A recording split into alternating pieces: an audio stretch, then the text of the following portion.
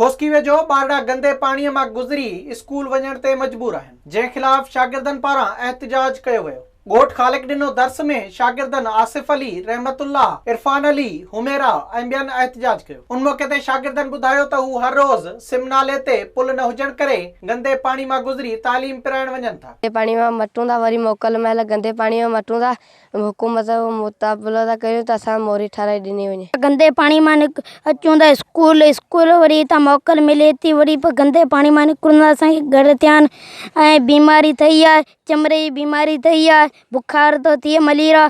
असीं हुकूमत सां मुताबिलो करियूं था त असांखे मोरी ठाहे ॾिनी वई। गंदे पाणी मां था मटियूं असांखे घर था थियनि, असांखे मोरी ठाराए ॾिनी वञे त असीं स्कूल अचण वञण में सवला थिए। स्कूल जे उस्ताद ॿुधायो त ॿार रोज़ गंदे पाणीअ मां गुज़रण सबबि चमड़ीअ जे बीमारियुनि में विकुड़जी विया आहिनि। ॻोठाणनि चयो त मासूम ॿारनि जे गंदे पाणीअ जे नाले में किरण सबबि जानी नुक़सान जो बि ख़दशो आहे, तंहिं करे पुल ॾे इम्कानी जानी नुक़सान खां बचायो वञे। विज़िट कयो अवामी आवाज़ मीडिया ग्रुप जी वेबसाइट awamiawaz.pk।